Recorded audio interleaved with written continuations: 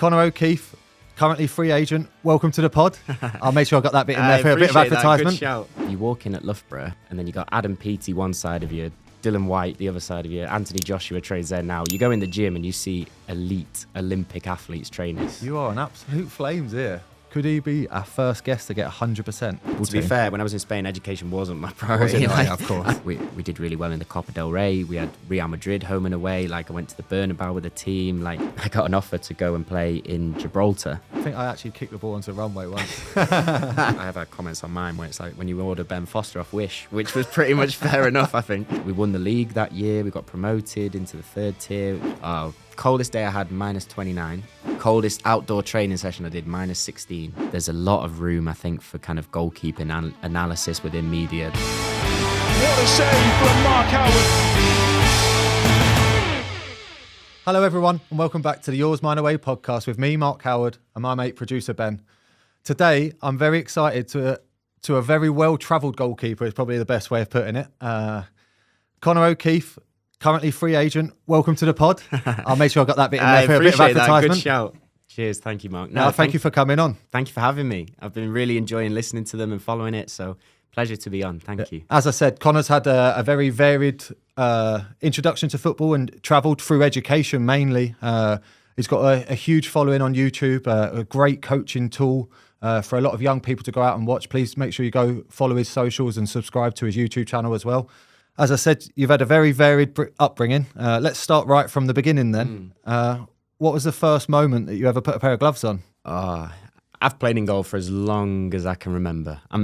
My little brother is only about a year and a half younger than me, and he liked to shoot and I liked to jump around in the mud. So it worked really well from the beginning. Someone has to do it. Yeah, exactly. And I mean, to be fair, if I was the younger one, I'd probably get pushed in, but I wanted to go in goal. I wanted him to shoot at me. I mean, growing up in Macclesfield, northwest of England, a lot of rain, a lot of mud. That was what we were doing pretty much every day after school. Even when we were kids, before we went to school, we would play football in the house. Mum would be shouting at us, the typical story of goalkeepers. But hopefully we did. Yeah, hopefully we didn't break too much because I was making saves. So, but no, I've always played in goal, always loved making saves, and gone from there really. And then from that, then obviously the first time you've realised that you wanted to do this as a profession, but as a kid you would have found a Sunday league team. Yeah, I mean, I was probably quite late to realising that I actually wanted to do this full time and as a professional, so to speak. Like growing up, I did all the kind of football in the community camps. I played at school, at primary school. I was at Crewe Alexandra when I was about 10. That was my first experience of kind of academy football and a professional setup, and I hated it. At 10 years old, I really didn't enjoy it. It was really strict, really disciplined. We had to keep diaries on kind of our training and games and what we ate, which is brilliant for when you're a bit older, but at 10 years old, I just wasn't ready for it. And when I got to the point that I was playing Man United and not enjoying it, I kind of realised it's maybe time to do something different. So I came out, played Sunday League with my mates, a team called Bollington United, played outfield, just kind of found my love for it again.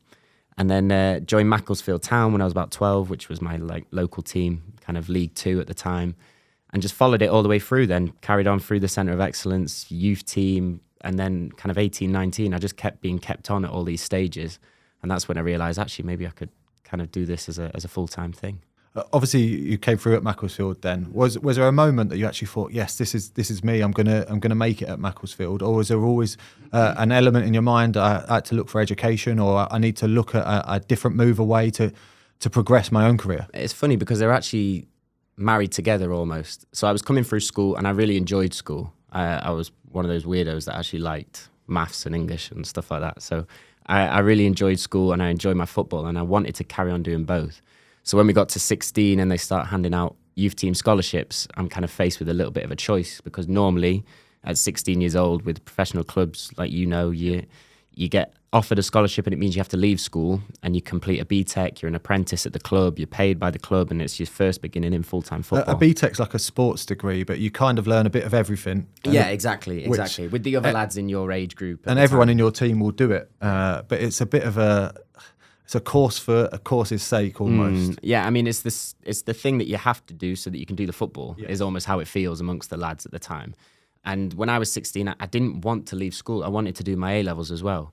I wanted to carry on my education, and my parents also said how important that was, that obviously a football career, anything can happen, you need something as well. So I was really fortunate that the club and my school actually agreed to let me to continue doing my A-levels within the sixth form.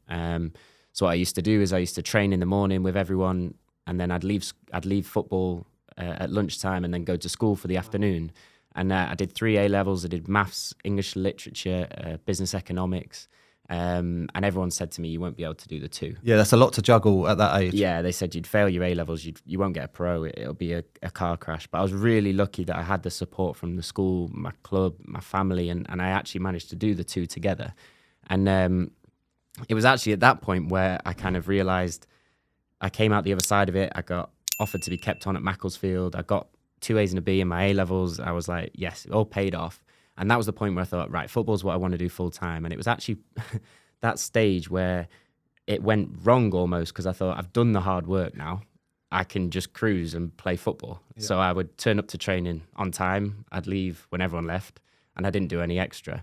And that's when it started to drop on the football side. I actually saw that I was more productive when I had other stuff to do. Yeah. I worked harder at both of it and was more successful. So when I only had football was probably when I was in my worst performance state. Almost in a comfort zone. Exactly, feeling like I made it when I was a 3rd choice goalkeeper at 19, not even playing for the first team. What happened from that then? So I had like a few loan moves, playing small games in different non-league clubs out of Macclesfield.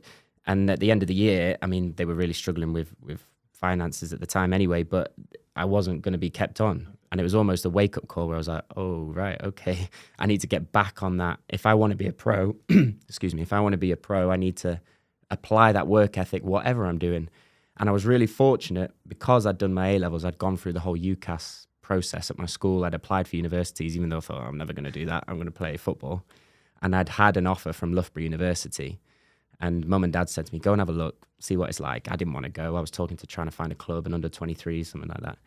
And I went down to Loughborough and I saw the facilities and the setup at Loughborough, and it blew my mind. It was like a football league club. I've been to Loughborough on a pre-season training camp, and the facilities are incredible. You're actually blown away of like the sports, like the level that they've gone to in details and the professionalism of it all. And it was a brilliant thing for me to almost bring me back down to earth again, in terms of you walk in at Loughborough and you feel like, yeah, okay, I'm coming into the first team football program, feeling big. And then you got Adam Peaty one side of you, Dylan White the other side of you, Anthony Joshua trains there now. You go in the gym and you see elite Olympic athletes training and you think, okay, I'm nowhere near that.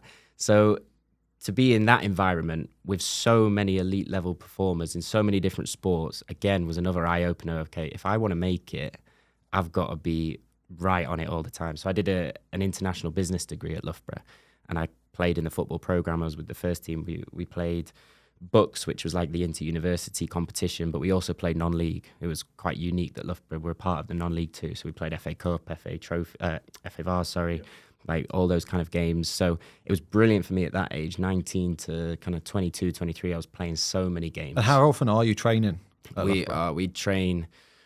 We'd be in the gym 2-3 times a week, normally early before lectures beginning at 9 a.m. We'd train as a team 2-3 times a week. We'd have goalkeeper sessions apart from that. We'd have 2 or 3 games a week. So it was an intense program alongside doing a degree. Yep. Like it was really full on, but I almost had that experience of managing my time from earlier that I could almost thrive in that environment. And I learned so much with S&C, nutrition, psychology, like being in that environment. I learned so much more as an athlete. Obviously, typical university, they say that it's like going out every night of the week. But because you're surrounded by these elite athletes, is it a total different type of university? Is the mindset different? Yeah, I mean, I'm sure a lot of Loughborough alumni will tell you they still go hard when they can, especially the rugby boys. But the environment there, you know what you've got to do if you want to be performing. You have so many examples and so many role models who are doing it at the top level of whatever sport, that you can really see.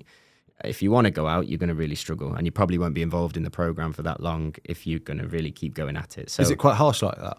No, I mean, performance is key, but you can see the ones that come in really enthusiastic and then lean towards the more traditional university career almost. So there have been lads that have gone from Loughborough to carry on playing in the Football League who have done really well. I mean, Sam Minahan was at Stockport last season. We had the guy, George, I can't remember his surname, sorry, at MK Dons. We've had quite a few that have gone into Football League, so it's a bit of a unique one because not many people think that you can go to uni and then carry do it on that way round. playing professional football afterwards. Exactly. Right, before we carry on and your first move abroad then, Yeah. let's start with a quiz. Oh, I love it. What a save from Mark Howard. Goalie or no goalie? Right, so I've got 10 names written down, Yeah. 5 of which are actual international current goalkeepers, Yeah. whether they've played or not, Yeah. but they're in the squads, and 5 made-up names from around the world. Super. Or trick question, basically. Okay. So 1 point for each answer. Actually, I think we got a new leader as well, haven't we? Have we? I think so. Yeah. What did he end up on? 8, I think, to beat. I thought it was 4 7. is bottom and 8 is top. So Go for 9 then. yeah, exactly. Set yourself. Well, you've played it. You've played a lot around Europe. You might have heard of a lot more of these names. That's true, maybe. You might have done. Probably right? not. Listeners can head over to YouTube and follow our leaderboard and play along live as well. Right, number 1, Dogan Elemda. No idea. I told you, I'm out to trick you. Goalie. He is a goalie. Turkey and Rennes goalie. Love it. Here he is. Look, Oh, nice. Go on, Doga. drastic haircut halfway through his career. Yeah. Number 2, Matthias Lamouge. Goalie again. He is a goalie. Great start. Faroe Islands goalie. Oh, yes. Some rascal haircuts in the goalie community, by the way. Yeah. Everyone go and check these ones Everyone out. likes to stand out. Right, number 3, Kazuyoshi Miura. No goalie. No goalie. He is the world's oldest footballer. The 55-year-old in Japan. Still Yeah. playing professional football. What a legend. What a legend. That's my aim. Unbelievable. Oh, yeah. You'll make that. That's my aim. He looks a lot younger than me already. 3 out of 3. Great start. Love it. Right, number 4, Karl Hein. Goalie. He is a goalie. Estonia and Arsenal goalkeeper. I have no idea with any of these. I'm fluking my way You through are it. absolute on fire here. Go on, Carl. This is the best start ever. 100% record so far. Right. Number 5, Michael Edwards.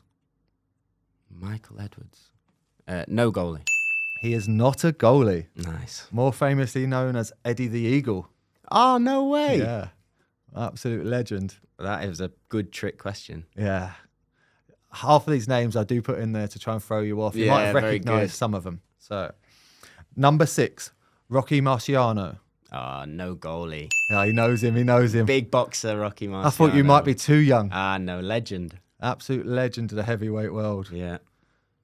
What you on here? 6 out of 10. Superb. 6 out of 6 so far. Keep Yeah. it rolling. Excellent. Number 7, Ivan Privedel. Goalie. He is a goalie. Yes. Italy and Lazio goalkeeper.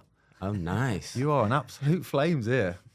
Come on. Could he be our first guest to get 100%? Yeah, let's go for it. Number 8, Academics. Musali Al-Muhammar. Goalie. No goalie. Oh, killer. He is Ronaldo's new boss. He is the president of Al Nassr. Oh, man. I'm gutted about that. Yeah. I had no idea. Yeah, but I'm of still course. gutted. How are you meant to know that? You've still got a first place opportunity on the card. Exactly. Number 9, Aubrey Graham. Aubrey Graham. No goalie. No goal. It's Drake. Ah, That's Drake's real name. love it. I had no idea. I bet he hates getting called Aubrey. Yeah, he would, wouldn't he? I bet he hates it. If he was in an English dressing room, it'd just be Audrey. Yeah. Oh, it would be. Imagine the banter he'd get off that. Aubrey. Lovely. Number 10. Finish it off then. Come on now. You already joint top. Marius Adamonis. I can't even pronounce this one. Adamonis. Adamonis. Oh, that's better. Goalie.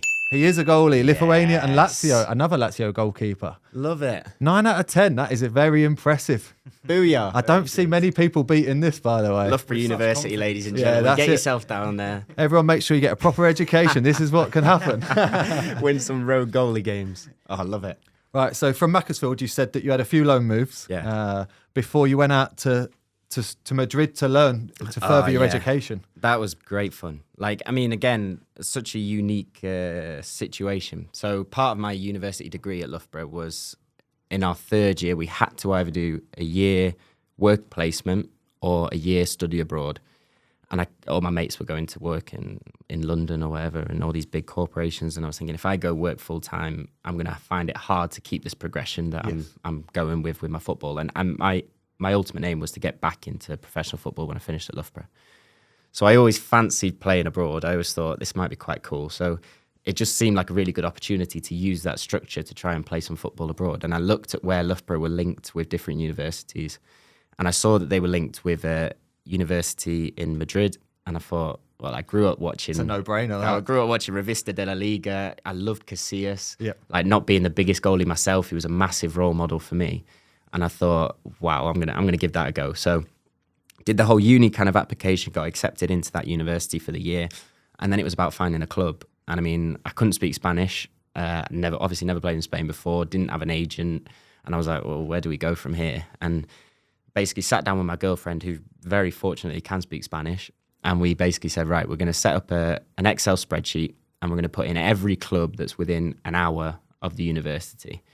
And so that went from kind of Real Madrid, Atletico Madrid. Everyone. I've watched your YouTube channel. Obviously. Yeah, exactly. All the way to like the 5th tier.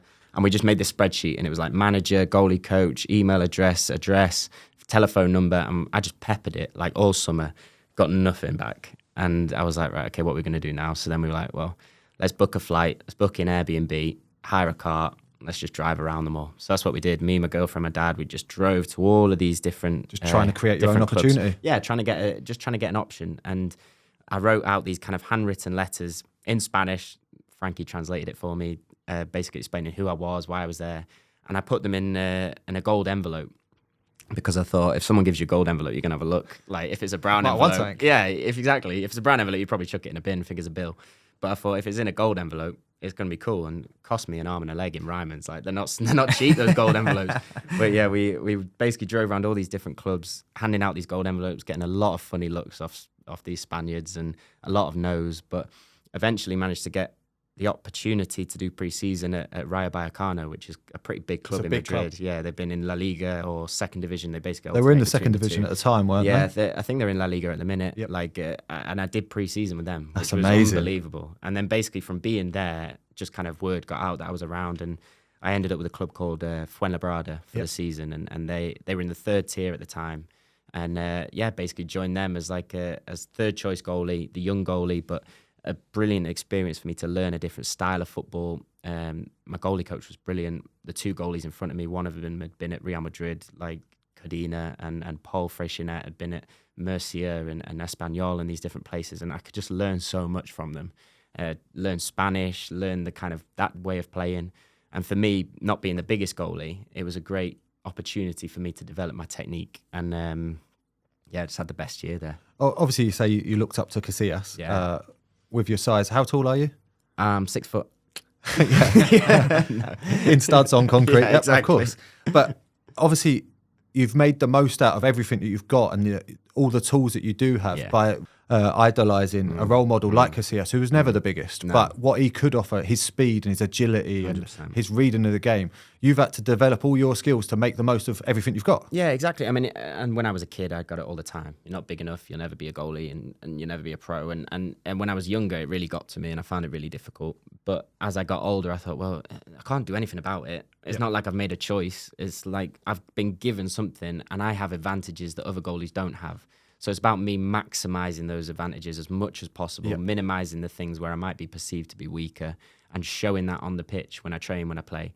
And seeing goalies like Valdez, Casillas, Barthez, all these goalies that were kind of under 6 foot but absolutely smashing it, winning World Cups, best goalie in the world. On the continent, they're a lot more open to that as well. For sure. And I mean, when I was in Spain, I never got asked. No one asked how tall I was.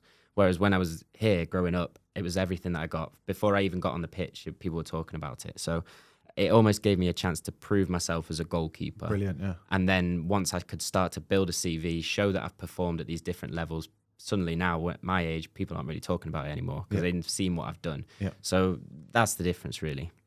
Obviously, your education was the main priority in Spain, but how did you juggle all of that, living in a new place, learning a new language, as well as playing for a new football team? To be fair, when I was in Spain, education wasn't my priority. Yeah, of course. I'd go to training in the morning, like try and smash that, just learn as much as possible, and then I'd go do my classes in the afternoon. And to be fair, when you do the study abroad, the Erasmus year, it's a bit of a lighter year. Most people do it, and they're kind of off traveling and visiting all these places. I just use my time playing football.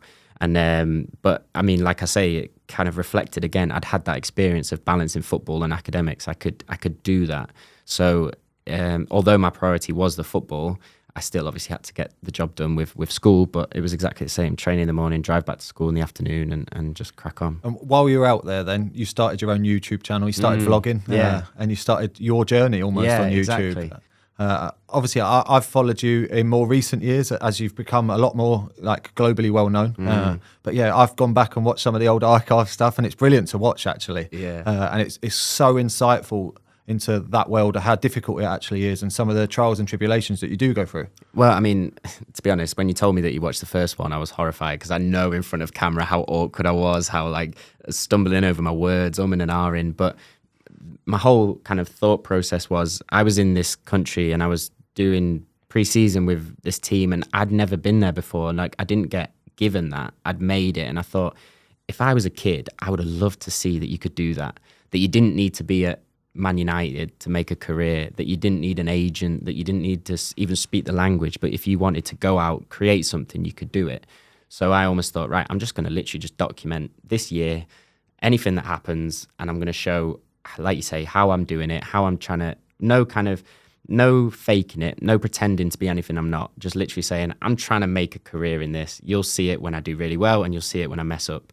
And hopefully you'll enjoy that process and you'll learn something along the way. So yeah, that's where it started. And I'm sure in the beginning it was probably just my mum watching and no one really cared. But I was just about to ask that. There. Obviously, you'd maybe started it to document people back home. Yeah. Family, friends and that. And then it just grew and grew. I mean, I remember my goalie coach at the club finding it. And he was like, what's this? Like, why are you doing it? Because especially in football, it's changing now.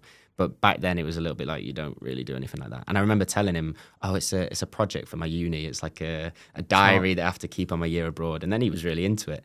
But like, in the beginning, no one watching, but then obviously it starts to pick up. Like you're seeing with this now, like the goalkeeping community is so tight and so together that they'll always support you if you're trying to do something positive and help other people. So yeah, that's where it's from. And looking back now and seeing how far we've come and how many people follow the channel and the community we've built around it, it's amazing. I'm so glad people enjoy that thing. From your experience in Spain then, obviously you didn't go straight back to Loughborough, did you? Well, I finished that year and I had to go back. Oh, did you have to go back? Yeah, I had to go back and finish my degree. I had 1 year left in my degree. And I mean, I'd had such an amazing year. Like, we did really well in the Copa del Rey. We had Real Madrid home and away. Like, I went to the Bernabeu with the team. Like, all this kind of stuff, which was almost kind of pinched me. Like, 3 months ago, I didn't have a club and no one wanted me. That's amazing. And I could do all this stuff. And then, literally, I want to stay here. I want to keep going. But that's what I was going to ask you. Did they try and keep you? Well, I mean, I'd spoken with them and I'd spoken with other clubs. I'd loved the kind of Spanish football. I'd learned a lot, but then I thought about it and I thought, I've done 3/4 of my degree. I spoke with the university. There wasn't a way that I could continue to do it remotely.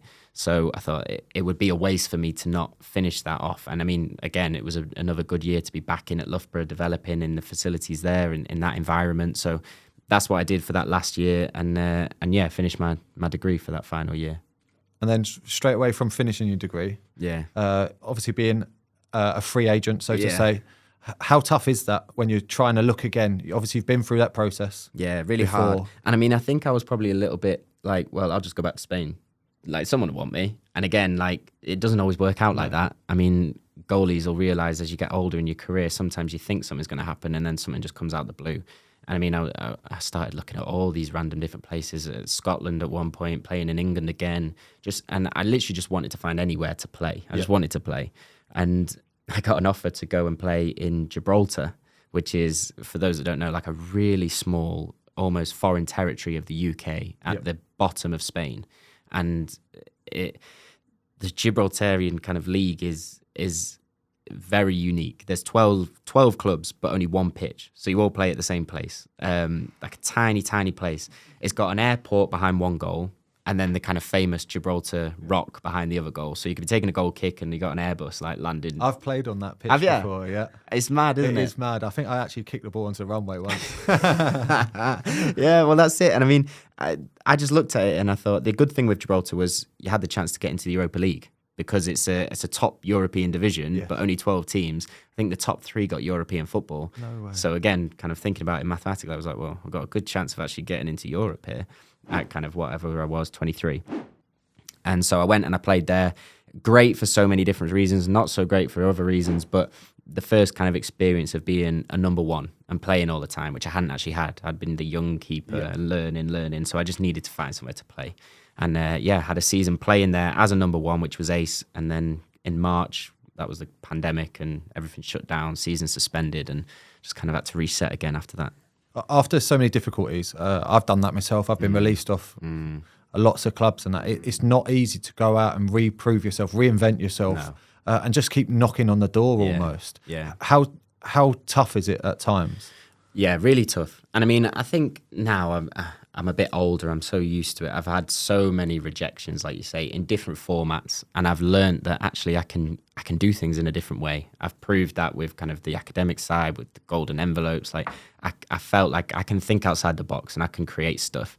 I think a lot of football is you have to do things this way, and more people are seeing actually if you can be a little bit different, that helps you. So, but it doesn't stop it being hard. Whenever you're without a club, whenever there's that uncertainty, you always feel, even now, you feel like, oh, okay, what's going to do? But you need to just crack on and find out a way to get going. Obviously, while you were still out in Gibraltar and before you came back, were you still vlogging? Were you still producing as much content? Also, did you find that some clubs were put off by that or attracted to it? Changes. Funnily enough, as it gets bigger, people get more, they enjoy it a little bit more. I think in the beginning, this was before Ben Foster, this was before anything like that, so no one was really doing it. And I think the concept, people can feel like, oh, that's a bit weird, why are you doing that? Why are you vlogging yourself?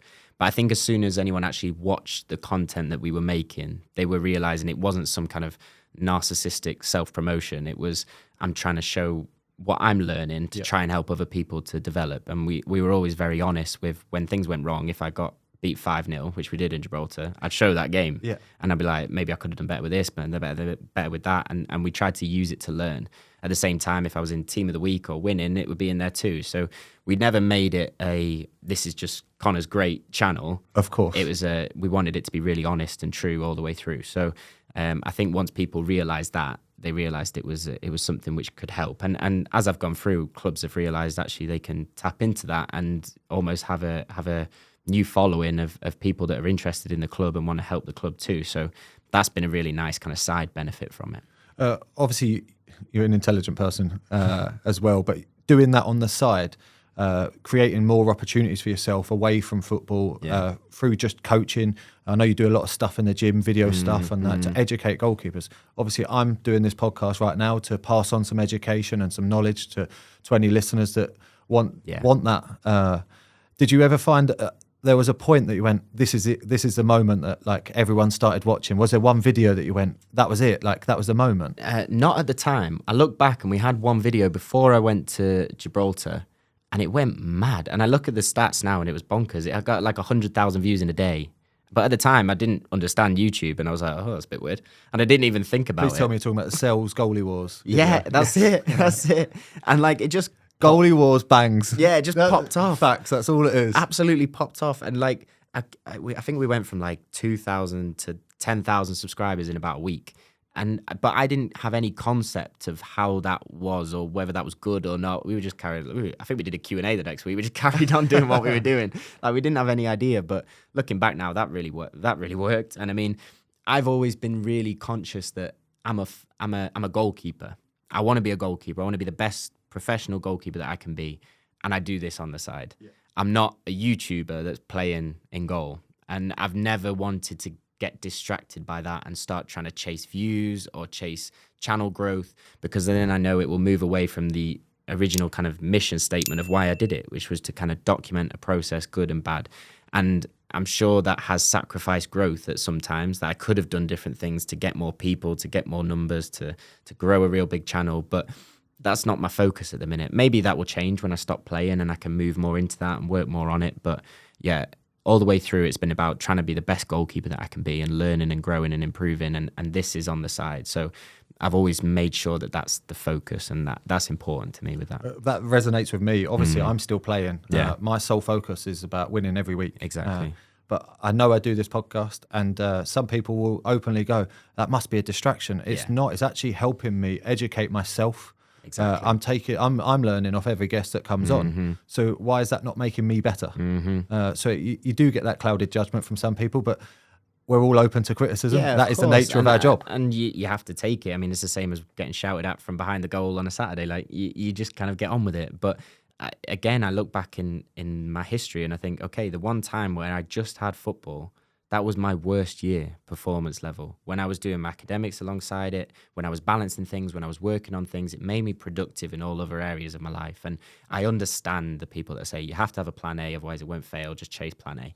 And I get it, but I've always enjoyed doing other things. And if that makes me more productive, if that helps me to be better in every aspect of my life, then that's been really beneficial to me. So other people might be different, but obviously for me and for you, we found that actually it enhances our goalkeeping. So I also think since Ben Foster started doing it, it's become a lot more widely acceptable because a Premier League international goalkeeper did it. So everybody else is like, now we're all playing catch up a little bit. Even though you started before him, everyone's going, well, if he did it, it's all right for everyone else then. Oh yeah, I mean, I have had comments on mine where it's like when you order Ben Foster off Wish, which was pretty much fair enough, I think. Like, he absolutely smashed it, and like I loved seeing it because that was what we were trying to do. So many different people within that kind of goalkeeping community, to see someone like him doing that and documenting his kind of journey and what he's doing and showing the insight of it, I absolutely loved it. And I know obviously hundreds of thousands of people loved it. So yeah, he's been ace. Right, from Gibraltar then, you moved, your next move, you did move to Sweden. Yeah. So you've moved all around Europe so far. You're now in Sweden. Yeah. How is that adjustment in life? Obviously you've got a girlfriend you've mentioned.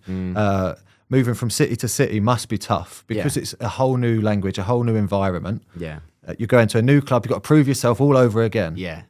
I mean, the Sweden move was funny because it was COVID lockdown, spring, summer of 2020. I'm sure we all remember what we were doing. I was literally at home. Gibraltar League had been cancelled and I was just training at home, and I was training like a madman. I was just like smashing 2-3 sessions every day in the garden, in the park, and like made a little gym at home. And I was literally just trying to find anywhere to play. Like, didn't know anything about PTA. Looked it up. It's about 2 hours south from the Arctic Circle. So it's right at the top of Sweden. Flew up there in the summer of 2020, and amazing place, brilliant club, so family oriented, really looked after me and obviously Frankie, my girlfriend, as well. And I just threw myself into it because I thought, well, I've been waiting for this chance to play football again. That's all I wanted to do. And we had a great time. We won the league that year. We got promoted into the 3rd tier. We ended up coming top half in the 2nd year when we were like relegation favourites. And we built a really nice group and just had a great time. And such an isolated town in the middle of nowhere that me and Frankie, we loved it. And we made so many friends. The football was great. And again, another stage of my career, being a number one, playing loads of games, building my reputation within a new country. It was just great fun. Had a great time. Sometimes the isolation aspect of it, when you're in that one football town city or when you're away from a lot of people, like you said, it builds a great dressing room. Yeah. The only thing I found with that when I was at Aberdeen is that every day off you saw everyone still. Yeah. You couldn't go to Starbucks without bumping into 4 or 5 people. That's true. There was this one point in Aberdeen, like you'd open up the group chat and 4 people would write in this group chat, this film's crap. And you're like, oh my God. And you'd look around and you could see other people's phone lights on. Yeah, exactly. That's how small it is at times. Yeah, and I mean, we had one cinema, we had one bowling alley, we had one coffee shop. So whichever one you went to, you'd see some of the lads. And I mean, luckily, we had a nice group and we all got on really well. We all enjoyed it. So if you probably didn't enjoy the dressing room, it might have been a bit more difficult. What's the extremities and weather like? Coldest day I had, -29. Coldest outdoor training session I did, -16. How do you feel your fingers in that? You just got to keep moving. Like, snood up, hat on, just wrap up. It's bad enough in the UK. Yeah. Well, I mean, that's the thing. My dad says to me now, so I've done pre-season in Madrid, which was 39, 40 degrees. I've done pre-season in Sweden where it was like minus 20 degrees. Anything in the middle, I'm happy now. I'm all right. Like if I'm back here in Macclesfield, it's raining, chucking it down. Everyone's like, oh, this is horrible weather for football. I'm loving it. It's great. As long as I can feel my hands, I'm happy. It must have been great for the views as well to like show the total different lifestyle, the adjustment in the football standards as well. Yeah. And also carrying on your journey, you've obviously built up a great audience from that as well. Yeah, and I mean, I think people have enjoyed that. I think they've enjoyed seeing different places, different types of football, different leagues, and just approaching it with we're just going to enjoy it and throw ourselves into it kind of attitude.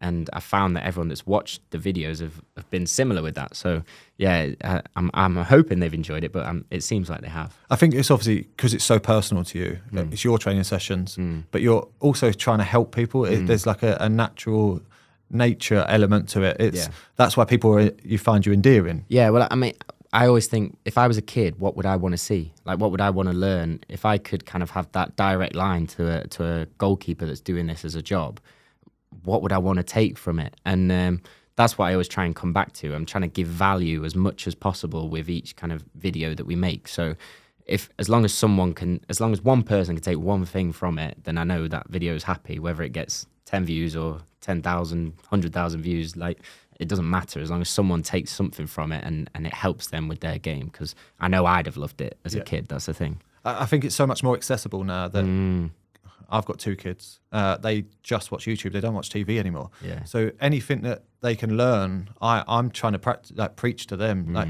watch more educational videos on YouTube instead of just watching celebrities do things. And they're massive fans of like football videos, especially my little boy Bobby. He loves watching Billy Wingrove videos. And I'm like, it's actually amazing how the new like young people coming now, they're learning so much more through the internet. Well, if you think when I was a kid, I'm thinking obviously you had Match of the Day, you had like I said, Revista della Liga when it was on Sky. Like I'd just sit and I'd try and watch the goalies, but obviously most of it's the outfield play. Like you see the occasional goal or save or whatever, but if you could have access to a full specific thing on our position, which is so niche, I'd have loved it. I'd have just been on it all the time. And I mean, I am now, even like watching your stuff, watching Ben's stuff. Like you find the goalkeeping union, everyone pulls together, and like I said, everyone enjoys each other's stuff and helps each other. So as if there's goalies out there, then and they can take something from it, I'd encourage them to find whatever they can and learn from it. Like you said, the goalkeeping community, we are a community. Everyone all say that we get around a campfire, play our banjos.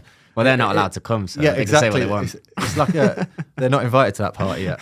But yeah, obviously we all do look after each other. It's one of those things that I've spoke about, that when you after a game, you can't wait to actually shake the other goalkeeper's hand and say, well done, or what about that save? Or I thought that was a difficult situation.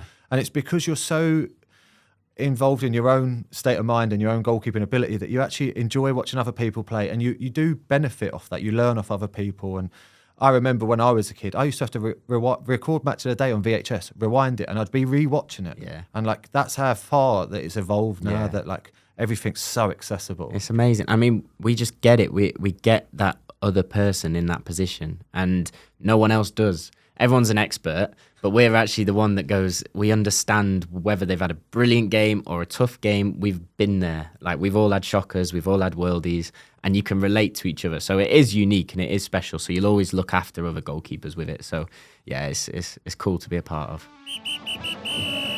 This is Matt Smith, and this is the glove review on the Yours, Mine, Away podcast.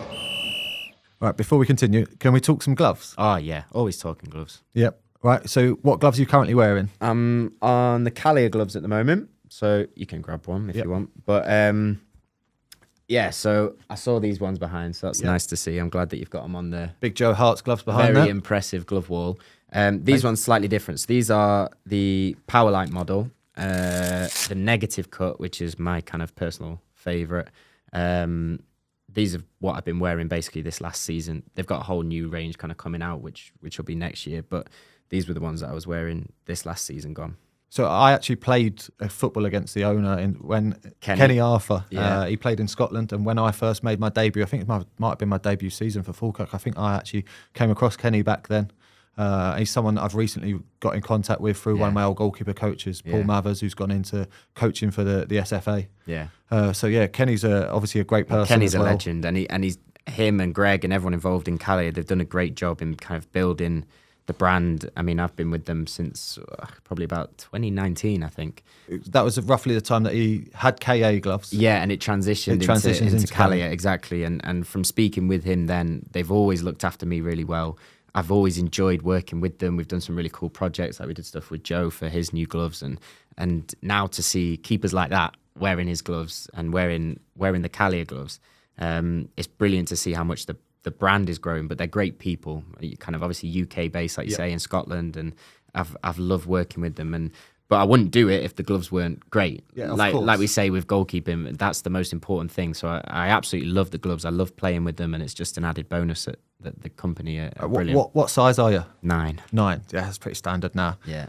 We had Big G in last week, and he was actually a size 12. And I'm a size 11, and I was like, wow, that's impressive. Yeah, that is impressive. Yeah. I mean, like you say, you're seeing some that, I remember you talking on previous episodes, some that like the massive gloves, like to wear as big as possible, some that like it as tight as possible, the smaller ones. So it's nice to see how many different variations you have. But yeah, I'm not sure I could hack a 12. Yeah. Well, when I came through, obviously I've spoke about it when I was at Arsenal and that, Jens Lehmann used to practice spreading his fingers apart. So he'd walk around the building, just even like if it's just a lunch, he'd walk around spreading his hands, just so that he visually would like, you'd be looking at his hands. You couldn't help it. Yeah. He'd be walking around like this, and you'd be like, "What's he doing?"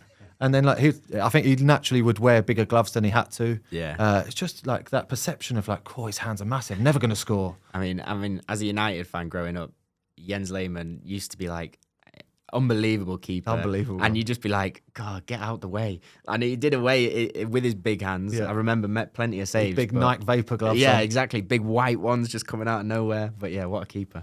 So obviously you've spoke about the cut and that. Is there anything that you specifically ask for in a glove?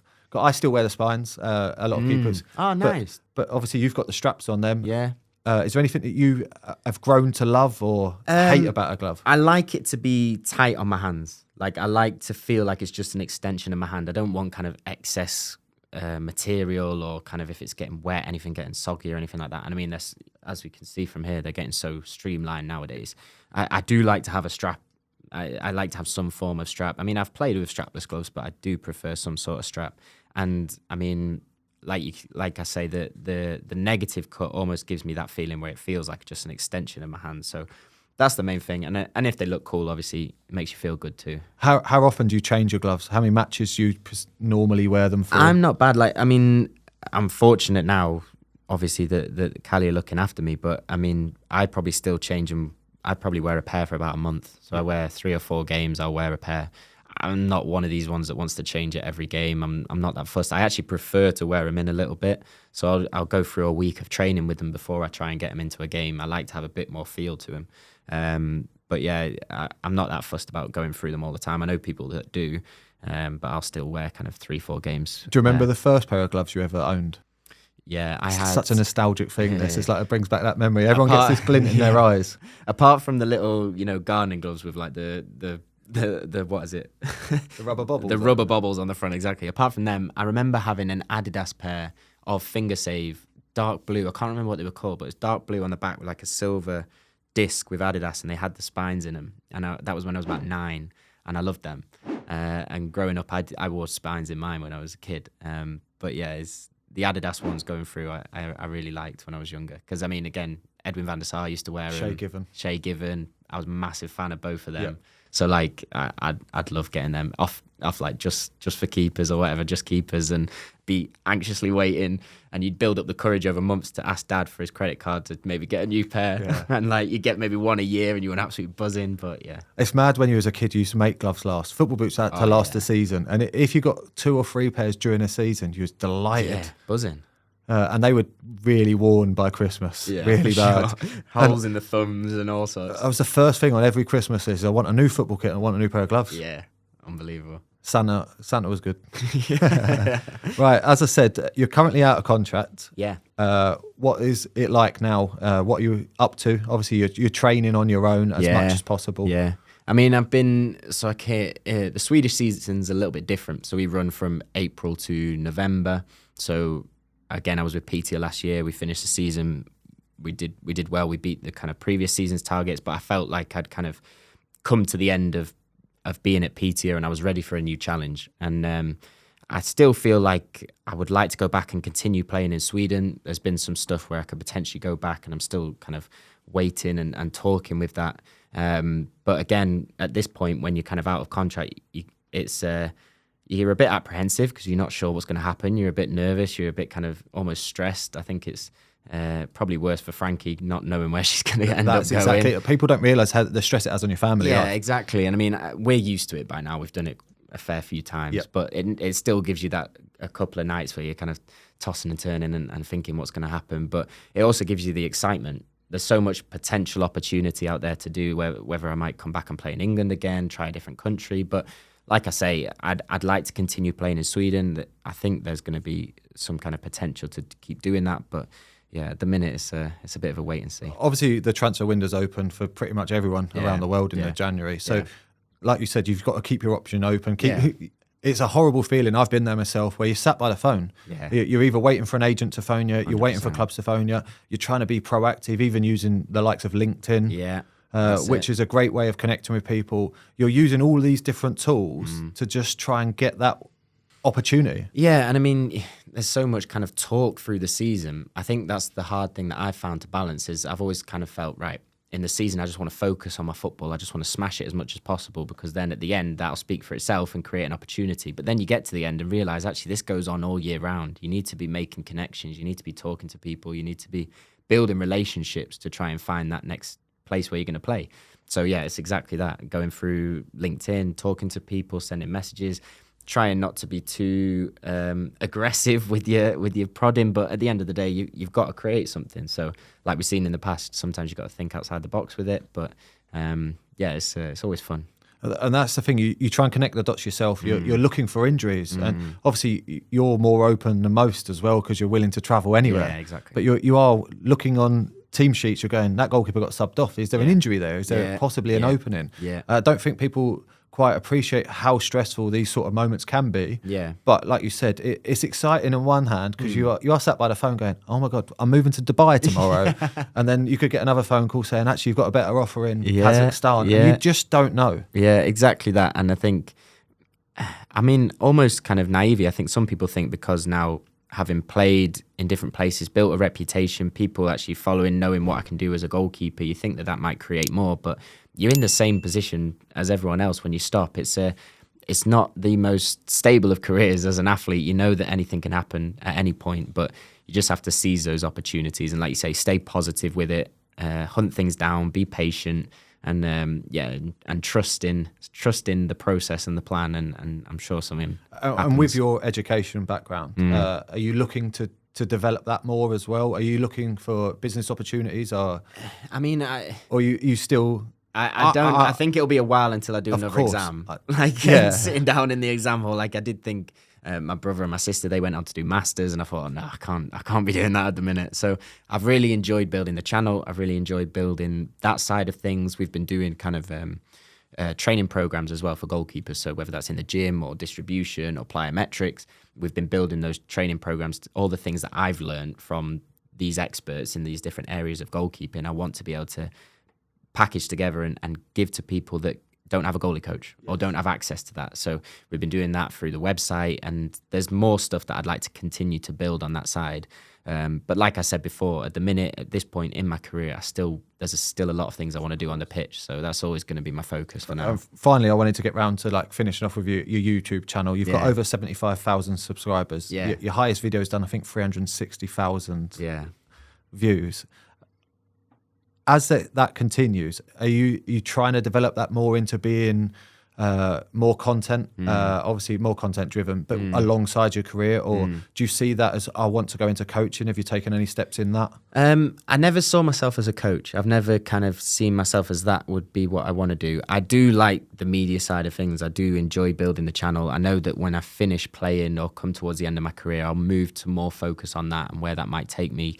I mean, we say it a lot. There's a lot of room, I think, for kind of goalkeeping analysis within media. I know you'll think the same, and I know that that's an opportunity that people will want to get into. But I want to keep doing what we're doing in terms of documenting the journey. But I think now that I'm building connections with people like yourself, people like Joe, people like all these goalkeepers, I would like to get them more involved and learn more from them in video format or whatever. So yeah, there's lots of exciting stuff that I'd like to keep going on that side of things. Yeah, and that's something that I'm really enjoying doing while I do my degree in journalism. It's just something that I can't quite go into coaching yet. I could do it in the evenings, but this is a way of reaching a lot bigger of an audience, similar to your YouTube channel. I'm trying to work out my own space for after football. 100%. And I think if, like we said before, if you were a kid and you could have access to someone like yourself that's had the career that you've had and even where you're playing at the minute, and congrats on the results, by the way, recently been smashing it, to be able to access the bank of knowledge that you've built up over such a career, that's so valuable to so many people. So I've loved it. I'm learning a lot from it. So just keep going with it. Thank you very much. And I hope you find a club soon. Thank you. Any help I can offer in that, I will definitely help along. I appreciate it. But unfortunately, that's all we've got time for today. Conor's been an amazing guest with some great insight. The trials and tribulations, like I said, to being a goalkeeper, and also creating so much extra content that's out there for people to please go and follow. Any young goalkeepers out there, some great training clips, there's some great stuff in the gym that you could really benefit from. Thank you for coming on, mate. Thank you for having me. Really enjoyed it. This has been the Yours, Mine, Away podcast with me, Mark Howard. All the best, guys. Thank you very much. What a save from Mark Howard.